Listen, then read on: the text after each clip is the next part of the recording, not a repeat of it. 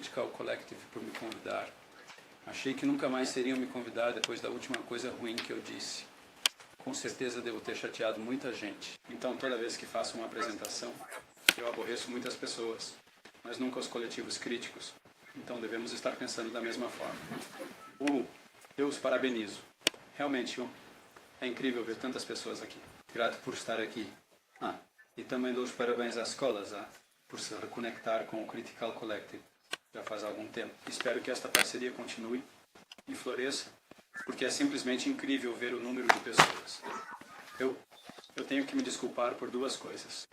A primeira é, tenho que me desculpar antecipadamente. Eu não sou um especialista em África. O que vou oferecer a vocês talvez não seja o suficiente, mas são algumas observações de senso comum. Espero que seja senso comum. Mas às vezes é melhor não ser um especialista, sabe? Para poder ver as coisas de... Isso provavelmente é um pensamento. A segunda coisa é, estou usando as calças erradas. Eu estava consertando minha bicicleta, então vesti minhas calças velhas. E por favor, não filmem esta parte, porque minha esposa vai se divorciar de mim imediatamente. Certo? Então, o que vou tentar fazer é... apenas mostrar alguns gráficos e algumas tabelas, só para pintar um pouco do quadro que você já conhece. Certo, então, o que esta apresentação foi fundamentalmente projetada para dizer é isto. África, historicamente, a África subsaariana tem sido fundamental para a prosperidade global dos países avançados. Certo? E a África teve um papel a desempenhar. Ela tem um papel como produtora de matérias-primas. Não permitiremos que a África subsaariana escape disso. Tá? Fazemos tudo para manter a África subsaariana onde está, também empobrecida. É absolutamente vital para a prosperidade de todos os outros. Então, vamos deixar isso claro, certo? E isso significa todas as estruturas econômicas, todas as instituições globais e a economia que ensinamos a todos são todas projetadas para manter a África exatamente onde está. E seja na Europa, nos Estados Unidos ou agora na China, é sempre a mesma coisa. Precisamos que a África esteja empobrecida porque precisamos dessas matérias-primas e precisamos delas a preços ínfimos, certo? Então essa é a mensagem. Não quer dizer que não haja nada que os africanos possam fazer. Claro que há. Ok? Mas esta é a posição que eles estão enfrentando. É sobre isso. Porque se a África fizer algo diferente, garanto que o padrão de vida de todos na Europa, América do Norte e Ásia vai cair. Certo?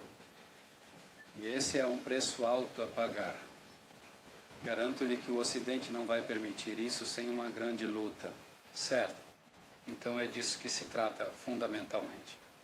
O que eu quero mostrar é como essas estruturas estão operando. São apenas 20 minutos. Então não podemos fazer muito, mas só para te dar uma pequena ideia, e a razão pela qual mantenho a parte da ideologia é porque somos parte dos produtores de ideologia, as universidades e instituições acadêmicas, somos cúmplices em toda esta empreitada, certo? Então, o trabalho de muitos acadêmicos ocidentais é convencer os africanos de que eles devem continuar fazendo o que estão fazendo, certo? E mostrar para eles que é culpa sua que você é pobre. Não é nossa culpa. É culpa sua que você é pobre, entende? Então é isso que fazemos nas instituições acadêmicas e eu quero mostrar isso também. Deixe-me só começar. É disso que se trata, basicamente. Então você sabe do que se trata, mas eu quero apenas mostrar até que ponto a África está se especializando na produção de matérias-primas e bens agrícolas básicos. E sabemos quais são as forças básicas que causaram esse subdesenvolvimento, não? Sabemos que é a colonização. Eu não vou discutir muito sobre isso, porque meu colega palestrante vai abordar alguns aspectos disso, mas eu quero discutir brevemente as estruturas econômicas globais, as instituições financeiras globais e a ideologia econômica, para dar uma ideia dessas. Deixe-me começar com isso. Você não pode realmente ver isso tão facilmente, mas se aqueles de vocês que estão interessados quiserem o PowerPoint, tenho certeza de que podemos disponibilizá-lo para vocês. Ah, mas a coisa que você realmente precisa ver, a linha superior, certo? E o grau de dependência é capturado por isso. Estatística no topo, certo? E você compara isso com todos os outros grupos de renda. E o que você vê é essencialmente naquela única estatística como a África subsaariana é dependente da produção de matérias-primas. Certo? Este é o coração do que faz a África subsaariana pulsar, certo? Aqui.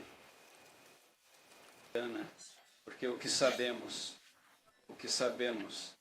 e a partir de todos os estudos, nenhum país jamais se desenvolve sem manufatura, certo? Produzir matérias-primas não te leva a lugar nenhum. Produzir bens agrícolas básicos não te leva a lugar nenhum. E vamos dar uma olhada em quanto a atividade de manufatura acontece na África subsaariana. Podemos observar nos últimos 15 anos, 20 anos. E vemos que a manufatura realmente diminuiu como uma porcentagem do total. Estes são os percentuais da produção total na África subsaariana, quanto disso é representado pela manufatura. Então, este valor aqui é 17% do total.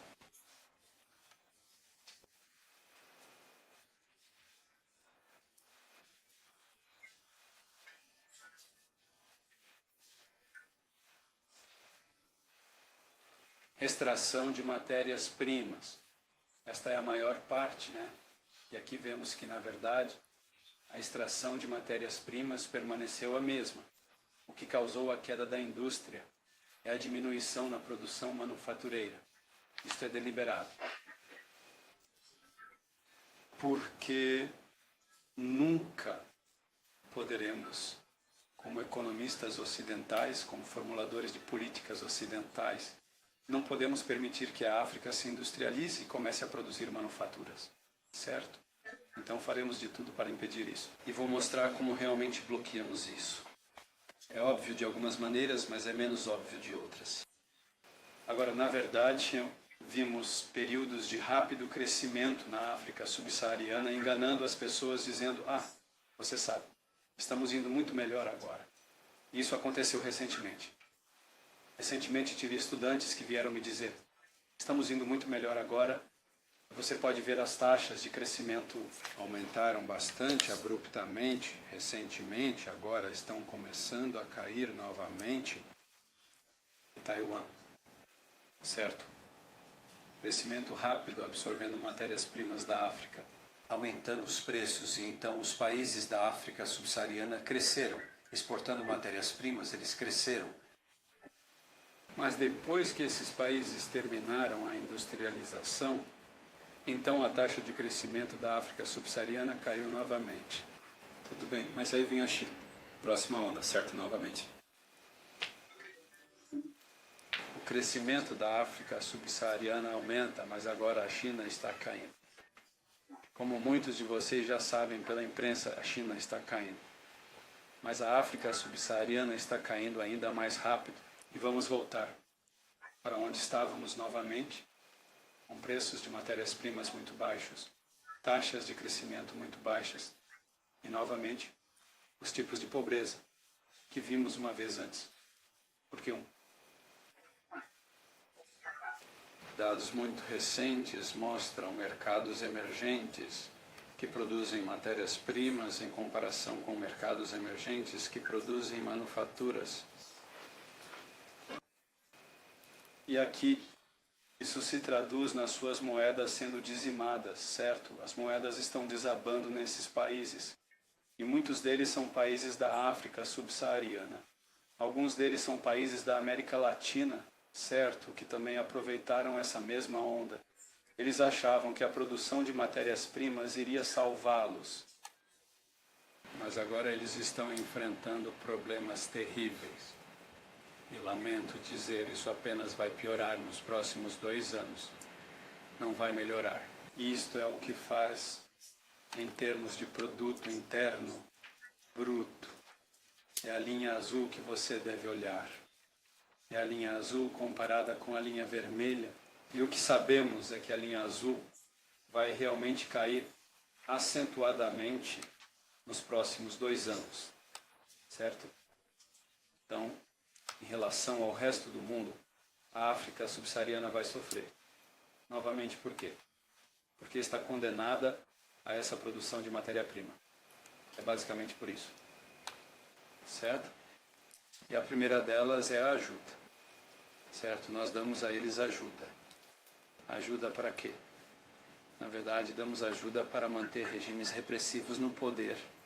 É só isso, certo? Não estamos dando a eles ajuda por muito mais, exceto um pouco para a infraestrutura, para garantir que essas matérias-primas cheguem aos portos e sejam extraídas do solo. Mas, na maior parte, damos dinheiro, poder e armas a regimes opressores para manter esse sistema funcionando. É isso que se trata fundamentalmente. Toda a hipocrisia sobre transparência e democracia e besteiras desse tipo é tudo besteira, sabe? E pelo menos os chineses não entram nessa besteira. Eles dizem, não nos importamos com todo o ambiente político, nós apenas damos o dinheiro. Certo? E é para a extração de matérias-primas. Ponto final. Certo? Número 2, e este era muito importante, ainda é dívida. Hoje estava falando para alguns dos meus alunos, foi hoje ou ontem sobre Confissões de um Assassino Econômico. Vocês se lembram disso? Algum de vocês já ouviu falar deste? Confissões de um Assassino Econômico. É um livro escrito por John Perkins, que costumava trabalhar para um banco muito nebuloso e opaco. Ninguém jamais tinha ouvido falar deste banco, mas ele foi formado na década de 1950. Certo? E este banco tinha 4.000 funcionários, mas ninguém jamais ouviu falar desse banco, entende? Mas ele ia de país em país oferecendo empréstimos. E se o presidente não aceitasse o empréstimo, eles foram mortos. E ele dá 2 exemplos de presidentes que foram mortos quando não aceitaram o empréstimo. Veja, o empréstimo também é muito importante para prender o país. É muito importante. É parte desse processo. Eu ensino no Suriname, e o Suriname recentemente teve uma enorme reserva de câmbio estrangeiro. Tão grande que não precisavam pedir dinheiro emprestado. E então um dos meus alunos, que estava em uma posição muito alta no governo, disse, sabe, o FMI está tentando nos convencer a pegar dinheiro emprestado de estrangeiros. Por quê? Pensei... Você sabe, desculpe por isso, mas você sabe. Esse é o jogo.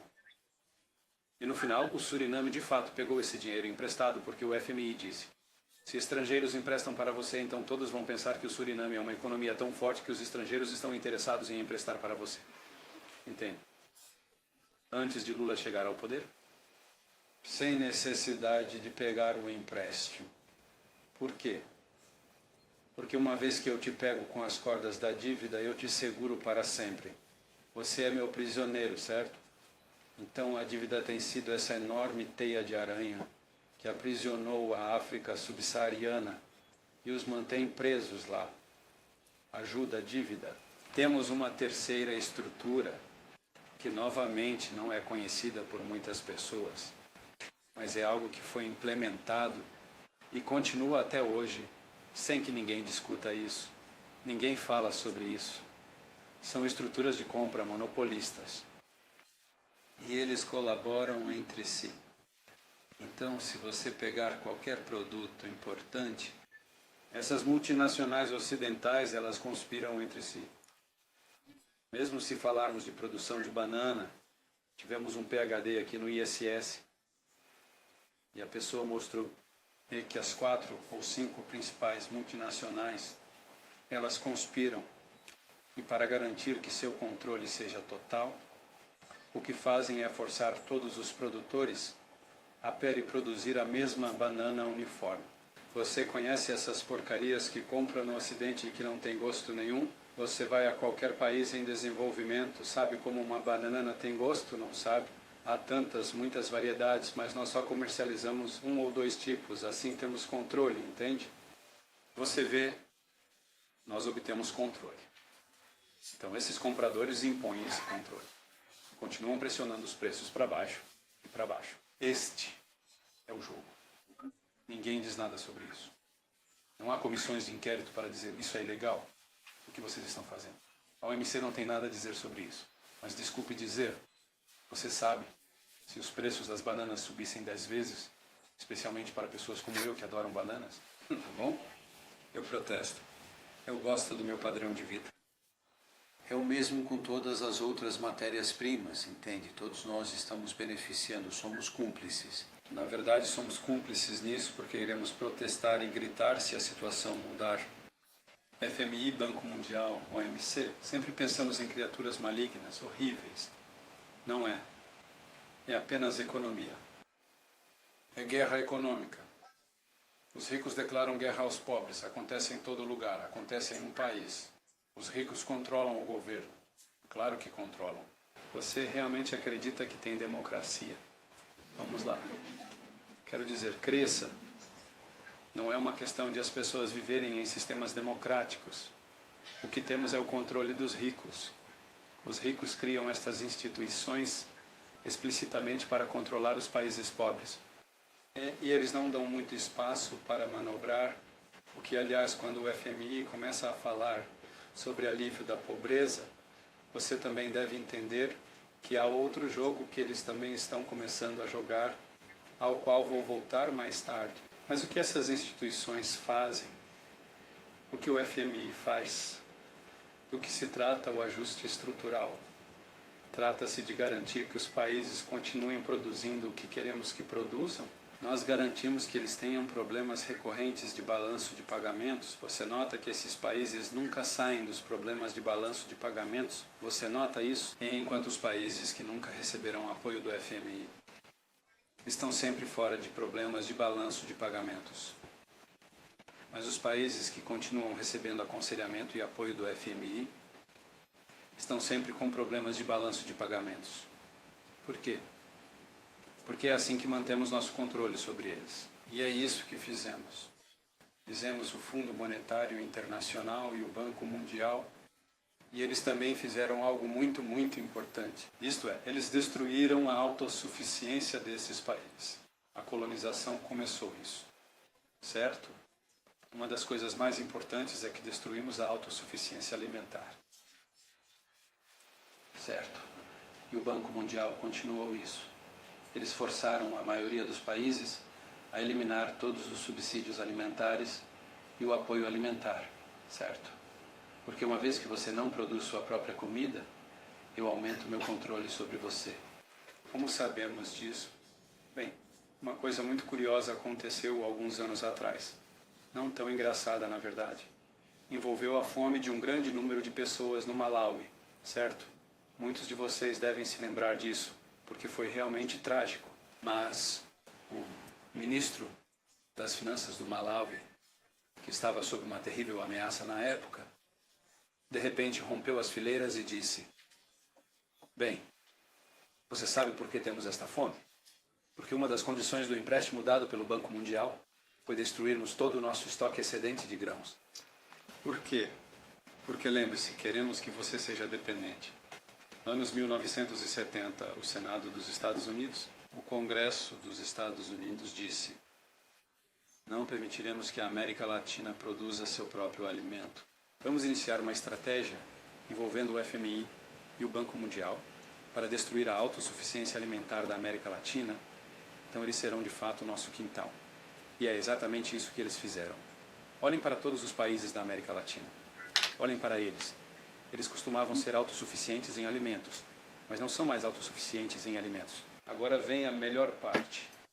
Esta é a parte bonita e eu os parabenizo. Eu os admiro porque fazem isso tão bem. Certo? Eu sei que parece realmente perverso, mas agora temos na Organização Mundial do Comércio algo chamado Acordo sobre Agricultura. Certo? Você sabe o que esse Acordo sobre Agricultura estabelece? Diz que se você não tem subsídios, não está autorizado a colocar esses subsídios nos alimentos. Mas se você tem subsídios e apoio à renda para a produção de alimentos, pode mantê-los. E quem tem todos os subsídios e apoios à renda? Estados Unidos, Europa. Os maiores orçamentos do mundo para apoiar seus agricultores são da Europa e dos Estados Unidos.